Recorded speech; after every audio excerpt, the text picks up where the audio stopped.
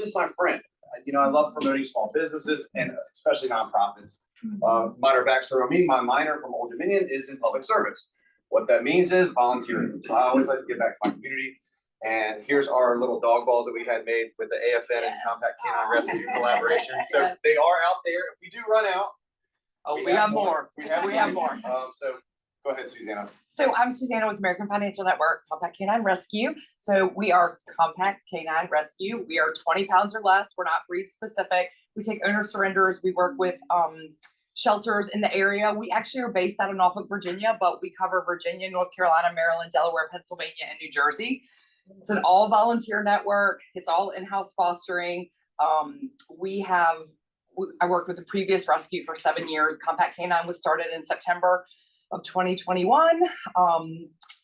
Currently have 7 dogs at my house. So doesn't everybody? But it's won that prize. But it's an amazing organization. I've made a lot of great friends. We've saved lots of dogs. You can find us on social media. We're on Facebook, Instagram, TikTok. It's Compact Canine. Canine spelled out. We have a huge event coming up October 7th. It's at Maker's Brewery in Norfolk. It's free, open to the public. There's a canine dog costume contest. We'll have music, food trucks, all sorts of dog swag for sale. It's a really good time. This is our 2nd annual one. So check that out. All the information again is online. And for all my closed loans, I donate 10% to Compact Canine Rescue or the dog rescue of your choice. So keep that in mind. Awesome. Thank you, Susanna. That was a great cause. And I love the Compact like it is my own. Let's see. I think that's pretty much it. I have Audra walking around now. She's collecting business cards for a little raffle that we're going to give away here, courtesy of Thomasina Tatterson, who is the managing broker here at Coastal Town Realty. Once again, thank you all for coming. And now, drum roll, Ute, who we've all been waiting for a couple of weeks now. Ute, she's a wealth of knowledge for 1031 exchange stuff. And, I've got friends of mine who are in the mortgage industry. Why would you ever partner with so-and-so? There's lawyers who can do this. I said, you know why, dude? Because there's people that aren't from here. Because I've got a large network of mortgage friends. I said, you know what, dude? I don't care about a lawyer. I care about the best. So the honest truth is, she's so helpful to us when we are doing 1031s. This is why we give back, because she gives back to us. I can call her tomorrow on a 1031 and we've never met before, and I'm a mortgage banker here locally just trying to get my damn deal saved or closed, and she will answer the phone and help. You don't find that all places. So that's why I say, you know what? I'm going to give you some shine because you always look out for us on our team. So without further ado, thank you, Ute. Thank you for coming. Welcome. And as far as the compact canines, I have one canine that would fit 4 of them. So, Same. Big old German Shepherd who is for a rescue. So anyway, I really appreciate being here. I love having so many people and who are interested in 1031. And for you all as real estate professionals, it really is, an arrow in your quiver. When you're ready to work with people who own investment real estate.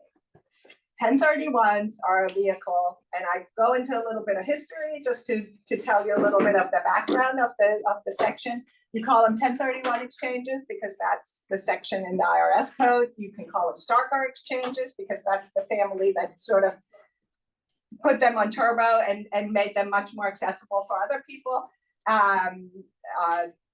Again, sometimes people call them tax-free exchanges. That's really kind of a little bit of a misnomer because they are tax-deferred exchanges because they allow you to defer your capital gains taxes and your depreciation recapture taxes when you're selling investment real estate and buying other investment real estate. The history is that the section has been around since the 1930s. And it started out because farmers in the Midwest would sometimes swap parcels with each other, so-and-so's son married so-and-so's daughter, and so they would swap fields or, pastures, whatever. And the taxing authority would come along and say, hey, you sold something, you're gonna owe taxes. And they said, but all we got was other dirt, right? All we got was other real estate. So we don't have the money to pay the taxes. So that's how the section got into the tax code. And it just sort of lingered there not used very often, because the likelihood that you have what I want and I have what you want and we just want to swap with each other, sometimes it happens, but it's not really something that happens very often. So fast forward to the 60s and early 70s, the Starker family came along and they would sell commercial real estate and take the money and wander around for a while, and then they'd find something else that they liked and they buy it. And they amended their tax return and said, hey, we did an exchange. And the IRS said, no, you didn't, and they won. And so then the IRS was like, oh my gosh, we're gonna have to put some fences around this thing, because if we don't, then we will never know whether tax revenue that we collected, that we get to keep it, right? Because if 2 years later you find something out, anyway. So so that was a huge kind of revolution in the whole area. Again, 1031s, the section says any property that's held for investment or productive use in a trade or business. Up until the 2017 Tax Cut and Jobs Act, we used to be able to do exchanges for things other than real estate. For large equipment like cranes and barges and things of that nature, which is really not something that you all care about, and they're gone anyway. But in those circumstances, it was the depreciation recapture tax that was deferred, because somebody had an old crane and they were going to buy a new one. So they sold the old one to a guy who's just starting out, right? And they got to defer the depreciation recapture. They were also available for livestock and collectibles. And Reagan has heard me say this, my favorite exchange of all times was in 1964 Aston Martin that got exchanged for two Ferraris from the 70s. But the 2017 Tax Cuts and Jobs Act got rid of exchanges for everything but real estate. So the good news is real estate is still exchangeable, and the really good news is all real estate that is held for investment is deemed to be like kind. So you don't, if you're selling a rental house, you don't have to buy another rental house. You could buy a condo, you could buy land, you could buy commercial property. The like kind requirement is as broad as the kind of real estate that is out there. As long as it's real estate that is held for investment that you're selling, and then you're purchasing other real estate that is held for and going to be held for investment, you are good to go. So the things that don't work are obviously primary residences, because people get to have that tax exemption of $250,000, and they don't work for purely second homes, because there was a case, gosh, I don't remember what year, but like 2014, I think, where somebody sold their second home and said, hey, they did an exchange to buy another second home, and the IRS challenged it, and those people lost. So it doesn't work for second homes. And it also doesn't work for people whose investment property, whose real estate is deemed to be inventory. Property that is held primarily for resale does not qualify. So people who are quote unquote flipping real estate, they don't get to do exchanges, and builders and developers don't get to do exchanges. So now that we've gotten all the history and everything out of the way, again, great thing, real estate is all like kind. So if you have somebody who's selling, the condo that they used to live in before they got married and that they've been renting out for a while, and they want to buy a beach house, or that they're going to rent out for the time being anyway, those are the people. For you as real estate professionals, obviously it can help you with, 2 transactions potentially. So oftentimes we have a lot of people here in our community in the military who are, maybe retiring and are bringing their investment properties closer to home. 1031s allow you to be in the kind of property that works best for you. And that is the goal, because I think that is best for, for the overall picture as well. I have one customer who tells me that he has kept every house he ever owned, and he has like 8 houses strewn across the country, and he is now retired here, and he's slowly but surely selling Oregon, California, Texas, and bringing them closer to here so that he can manage them more easily. So again, the Starkers made this all happen for all of us, but the Starkers also caused all the rules to happen that the IRS put in place. The first rule is that you have to have a qualified intermediary to document your exchange and to hold your funds beyond your constructive control between the sale closing and the purchase closing. So that's what Town 1031 does. Again, we work with lots and lots of people and are excited to work with lots of people. One thing that you do have to know that you are giving up control of your money between those closings, and so you do want to know where the money is, and a money market account at Town Bank, you know, is a reasonable place to put the money. I used to, and long time ago, with my former life, I've been with Town for 15 years, but in my former life, I would have people say, well, I saw it on the internet and it was a little cheaper. And I'm like, well, do you know where your money's going to be? Because that's kind of a thing. And one state where I don't do exchanges is Nevada, because they've had so many intermediaries run away with money that they make you come there in person. And I'm not a Las Vegas kind of person. So they make you come there in person every year to be fingerprinted and to be, you know. Why do they have so many? Because there's not a really high barrier of entry. And again, it was people who would just say, I'm an intermediary, give me your money, and you give up control, and you know, is it still there by the time you need it to buy your new property? So that is important. And I'm not saying that we're the only one, but you know, we pride ourselves in doing this well and knowing, and you know where the money is. The second thing about rules is the time deadlines that the IRS has put in place. Again, based on the Starkers wandering around for a couple of years, and that's not a thing any longer. So the closing date of the relinquished property, the one that you're giving up, is setting your clocks running.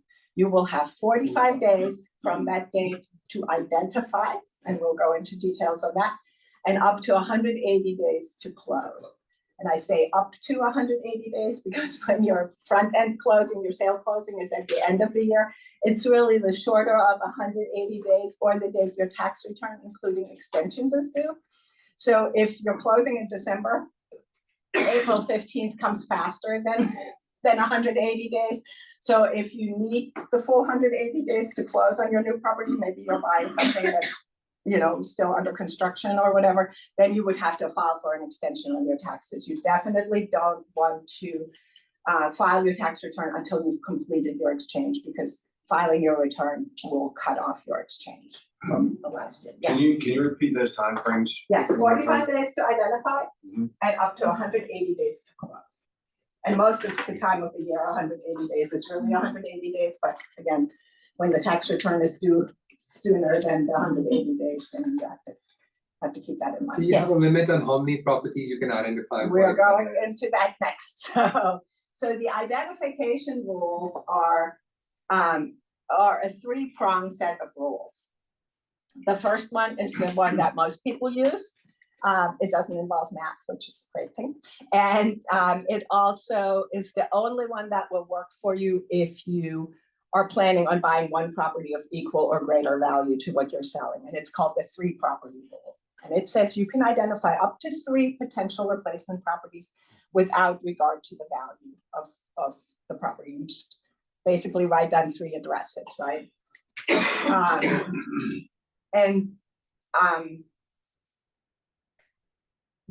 The general rule is to fully defer your tax obligations, which if you know, it's your capital gains taxes as well as your depreciation recapture taxes on improved real estate.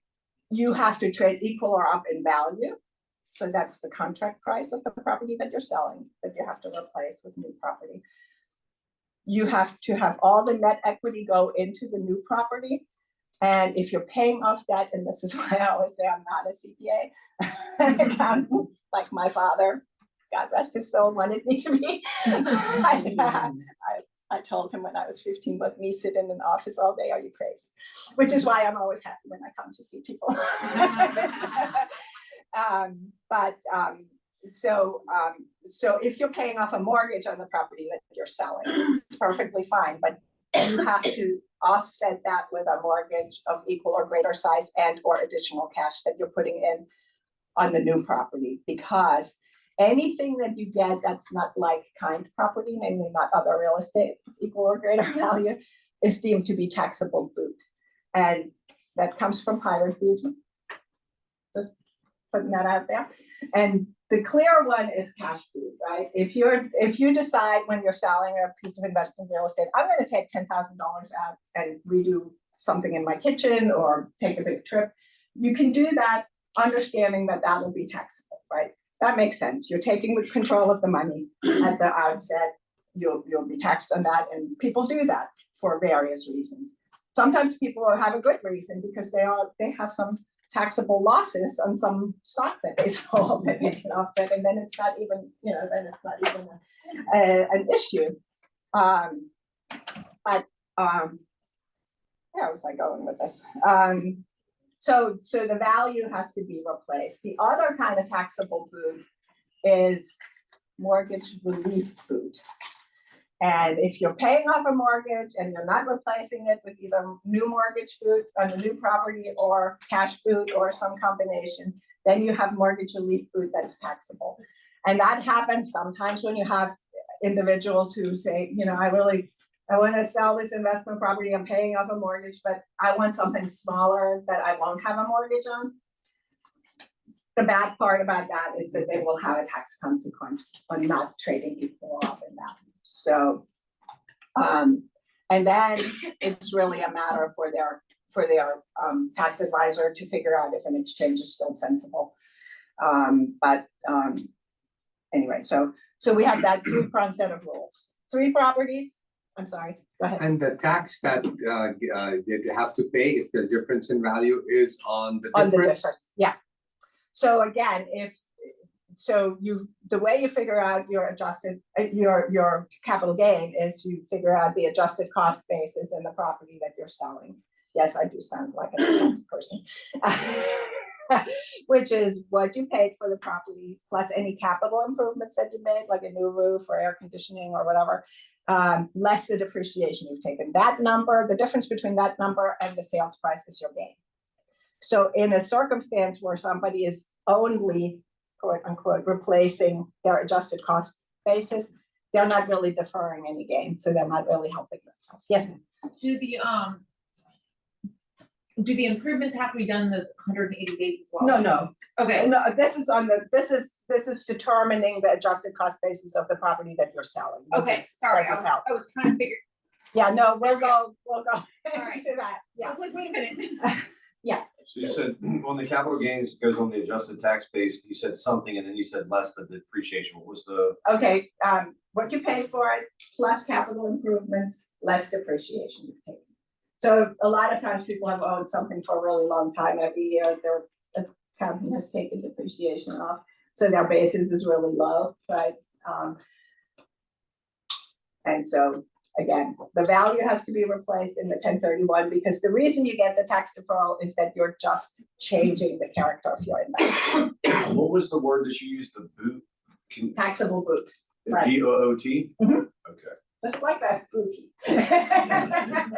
Yeah. It does come from pirate booty. I don't know why, but it does. So not, Beyonce booty. Yeah. So that first rule, again, it's a 3-pronged set of rules. The first one is the 3 property rule. That's the one most people use. And that's the only one that works if you're planning on buying one replacement property of equal or greater value to what you sold. The second rule is called the 200% rule. Yeah, and it involves math. So, and it really only works for people who are diversifying. They sell one bigger thing and they're diversifying into several smaller ones. So it says that if you want to identify more than 3 potential replacement properties, then you have to list a fair market value next to each of them. And the aggregate fair market value, adding the 4, 5, or 6, or however many you're identifying together, can't be more than 200% of the value of the property that you sold. So you take your contract price, you double it, And you have to stay under that amount in total when you're identifying for more than three properties. So you can see that you would run out of 200% before you run out of three properties if you're planning on buying one property of equal or greater value. Because, you know, if you sell something for 100,000, you have 200,000 to play with. If you're planning on buying something for 100,000, you're better, or 101,000 or whatever, you're better off using the three property rule. I call it, you can't attach the Hampton Roads multi-listings or 757 multi-listings or whatever they're calling them these days and say, I'll buy a few of those. But you have to be specific. The third rule is, well, the third rule is what I used to call impossible, but there's one person, optometrist in Portsmouth, who proved me wrong. And it's called the 95% rule. And it says that if you identify more than three potential replacement properties and you go over that 200%, then you have to close on 95% of the identified value for the exchange to be valid at all. So, yes, if you're identifying more than three, and the total value adding the 4 or 5 or however many together is more than 200% of your sales price, then you have to close on 95% of the identified value. Basically, you have to buy all of them.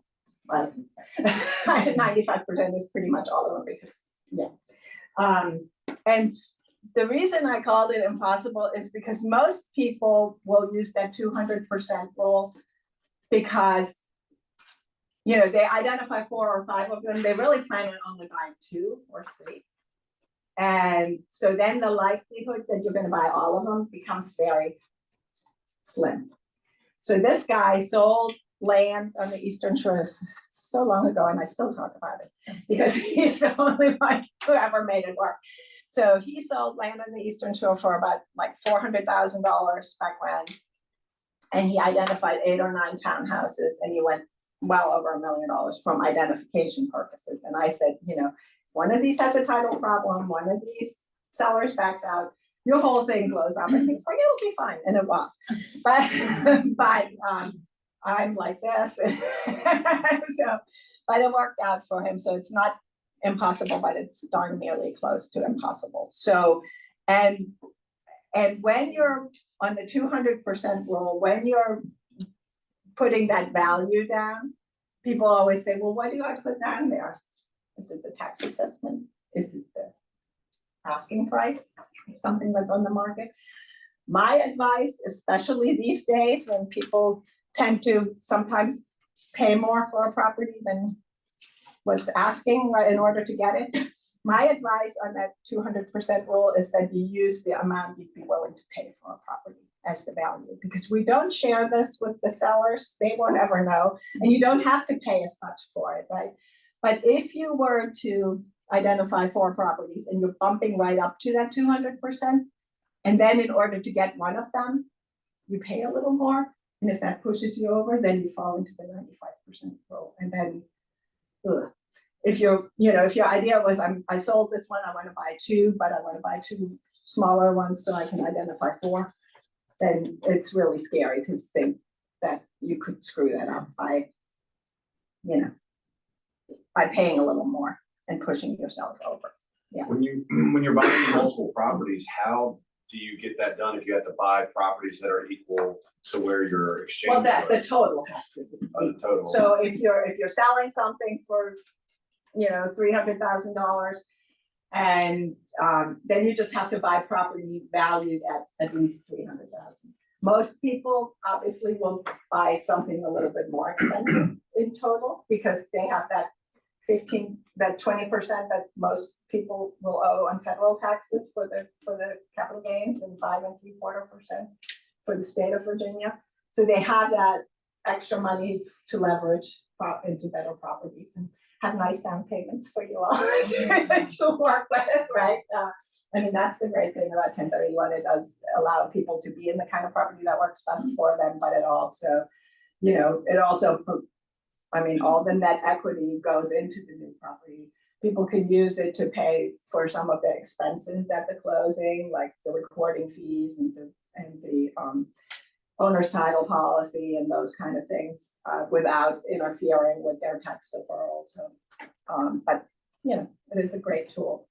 Can you sell a commercial property and then go buy residential properties with that commercial funds? It doesn't matter the property, it just Right. matters the amount of money. Right. Yeah, real estate is all deemed to be like kind as long as you hold it for investment. So, you know, that happens sometimes. You have somebody who says, well, I'm buying something that I ultimately want to move into, near the grandkids or in the Outer Banks or wherever the heck they are here, you know. But at the time you're doing the exchange, your intent has to be that it be investment real estate. That doesn't mean that subsequently you can't change the use. Most tax advisors will tell you to wait at least a year or two before you do something different, so that it shows as that it, you know, the only way the IRS can look at your intent is by what they see on your tax return. So they will want to have some income coming in, and they want to show that you treated it as investment property. When people buy something in resort communities, you know, that's always the question. Well, can I use it myself part of the time? And you know, the technical definition of investment property is that your personal use is limited to 14 days or 10% of the time it's rented out. That does not include the times you go to clean and check and do things of that nature. I tend to say things which I probably shouldn't, but I tend to say, you know, there's not even with all the extra IRS agents that we keep hearing about, there's not going to be somebody at every cul-de-sac to make sure that you're not there into, right? But what would be a bad look is if you're doing an exchange this summer, right? You sold your investment real estate, you bought something, and by the time you file your taxes for 2023, in the spring of 24, if that is your primary residence address, that's probably not a good look. So, and then, you know, sometimes you have people who say, well, you know, I bought this, I only have investment real estate, and I was working on it a little bit in order to get some, you know, get it rentable, and somebody came and made me a really big offer.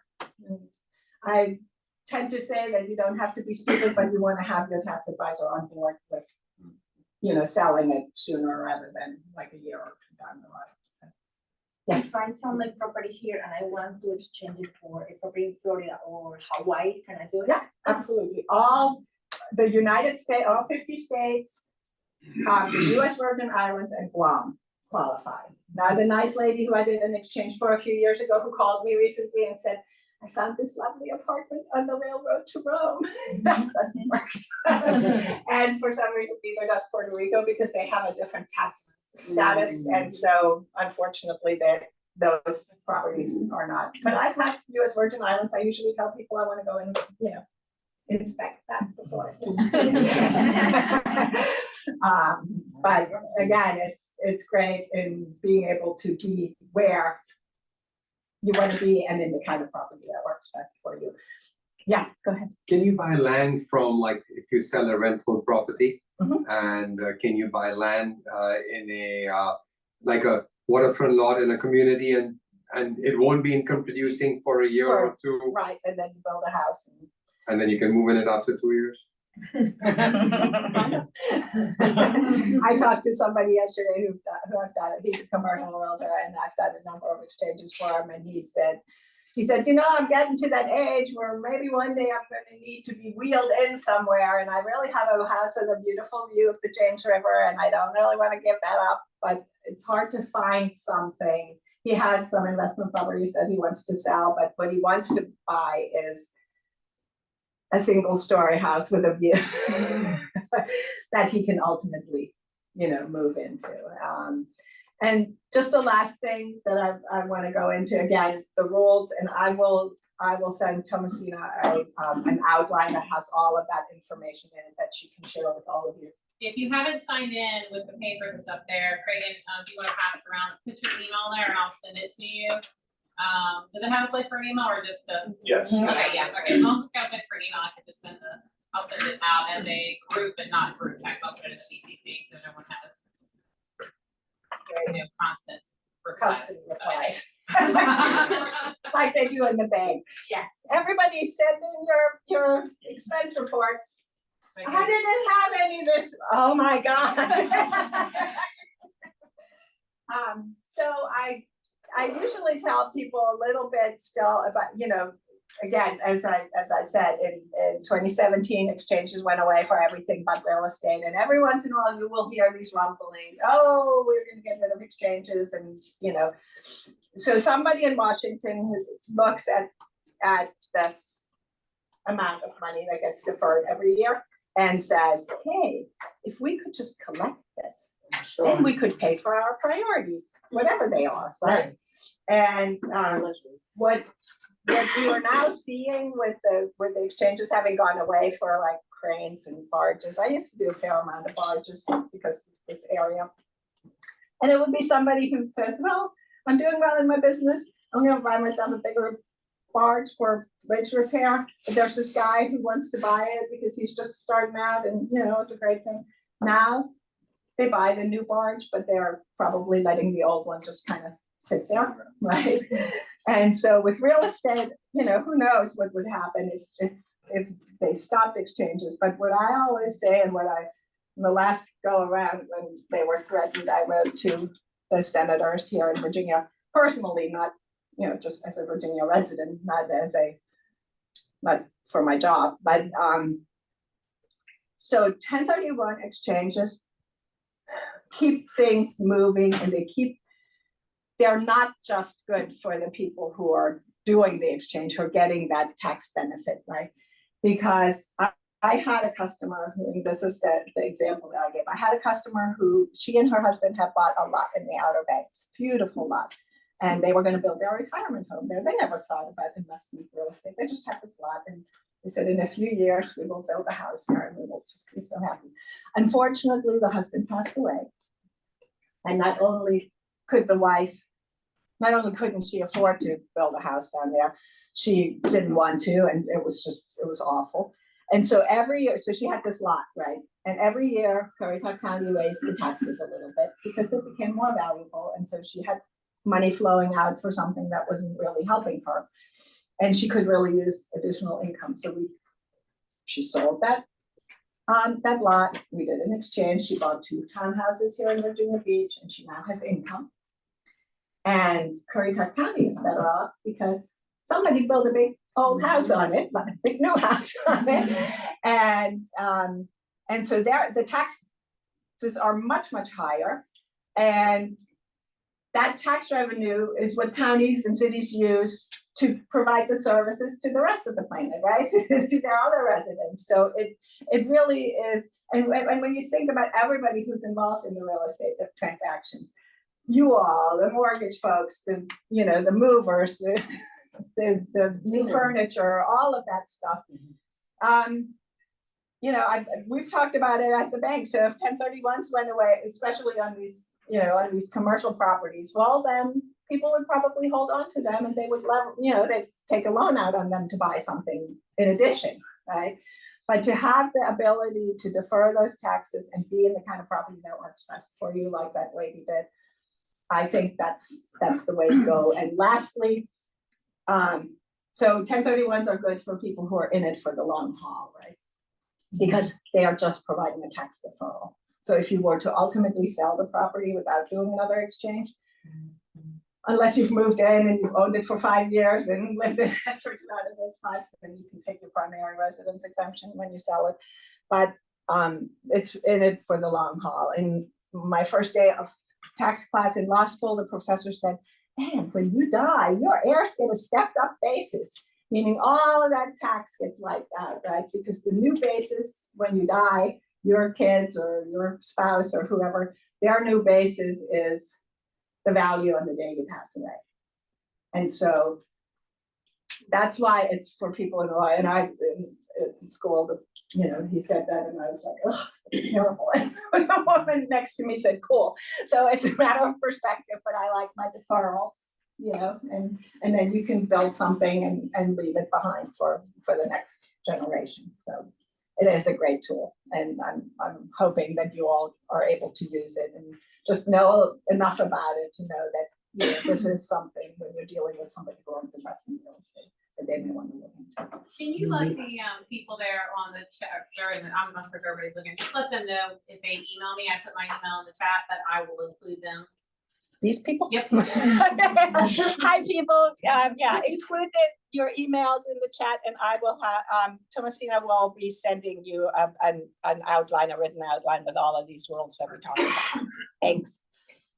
So the lot the lady sold in Garita, was that an income producing lot that she used, so how was she able to buy 2 1031 exchanges from that money? Well, the lot was really expensive. So I can't remember the numbers, but she sold it for like close to $500,000. No, but even if she did for $500,000 or $1 million, doesn't it need to be an income producing No, property? land by definition is investment property because you're not living there. And So it's if you not a sell single- land, that's all right. Right,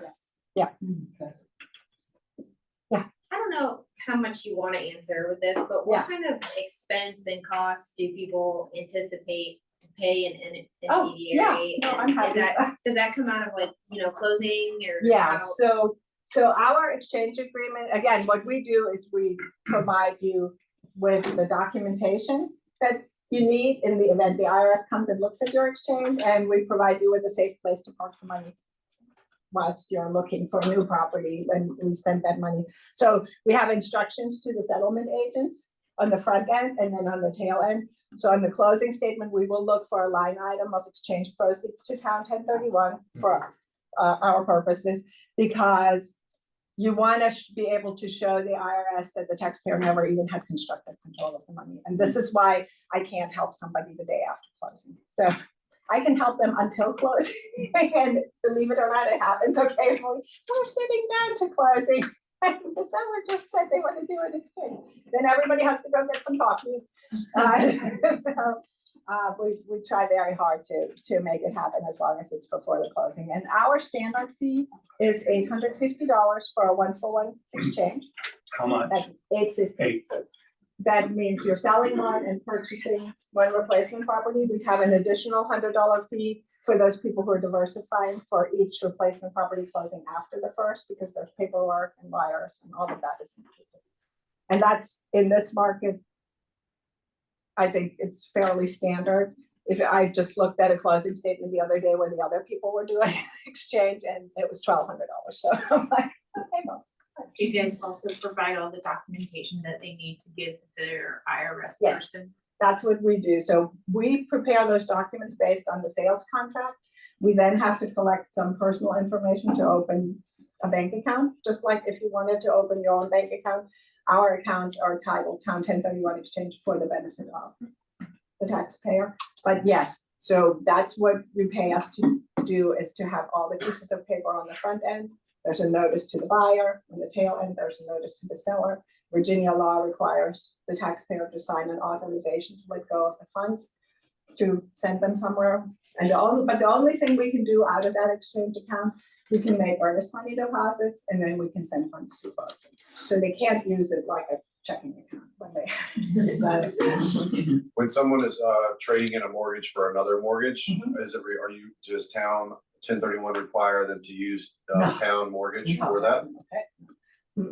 No, we work with, again, all over the country, and locally we work, that's up to the taxpayer. Yeah, absolutely. So I am happy to answer questions. I'm That's great. so appreciative of That doesn't work for primary houses. No, because there you get your exemption. And that happens now with the, the values having gone up. I had a call the other day from somebody who said, well, I've owned this house for so long and, we have more than $500,000 worth of gain.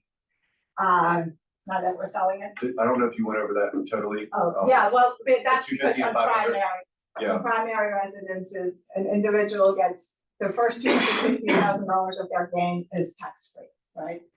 And for a couple, it's $500,000.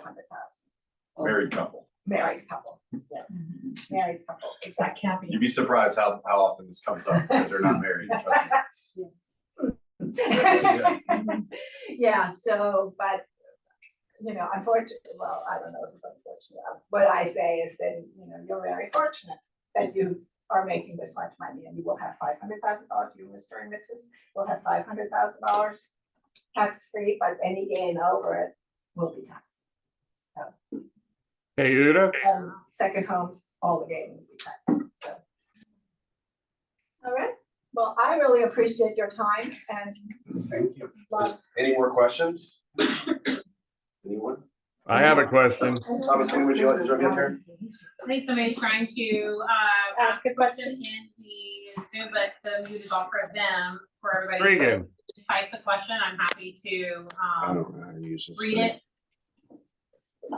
You just tell them to type the question. I wrote it in there, but I think maybe they missed it. Hey, Rob, how you doing? I'm good. My See you question's got a little- in. my I can question's hear a little you. Long to type. Yeah, I don't Oh, know. I see him. Here we go. Does one of the collaborators want to come up here and help me with And just this? tell them to type the Tell him to question. type the question in. Type your question in the chat, Hmm. please. If you have a question. All we can see is your chest, you're blocking the whole. Yeah, I tried to. Okay. Thank you. It's going on YouTube. It's a like, long question. So, try to keep it clean. I didn't curse. I did good. I'm Captain Mortgage, okay? For me not to curse in one session, that's pretty good. No, I'd be happy if you person. that's why I moved the camera up. For those of you that don't know, we do this Abbott Costello all the time. All right, I don't think we have any questions in the chat. Rob, I know you got a question. It's, All right, can you verify that there's no questions in the chat, please? There is no question in chat, but I do know some of them would like to ask a question, so if they could type it in the chat, I'm happy to read. Yeah, so if you have any questions, folks, those of you that are on the old Zoom, Regina said thank you. Thank you, Regina. All right. I tried to keep it going. I tried to get a couple questions in for Ute. Okay, here's one, have two properties rolling into one, what would be a boot amount? Is what he said, that's a statement on the I believe this is from Mr. Rob Waring. Okay, so, Okay, listen up, guys. so when you're, again, as I said, 1031s allow you to be in the kind of property that works best for you. So sometimes people use it to diversify, but sometimes people use it to simplify their life. They're selling two and buying one bigger one, right? So as long as the new property is valued the same as adding the two properties that are being sold together, there won't be any food. And the only sorry. Step away from the. Step away from the computer. And the only thing that you have to keep in mind when you're trying to sell two and buy one, is that your first closing on your first sale will set your clocks running, your 45 days and your 180 days. And that is, so you have to be sure that you're able to sell both before you have to close on the replacement property. Does that help? Rob, does that answer your question, sir? If not, type it in the chat, please. Jason has joined as a guest. Yeah. Is there any kind of government bond or something that could be bought instead of buying another property? No. It has to be real estate. Rob said that did the trick, so that answered his question. Thank you, Rob. Excellent. Good.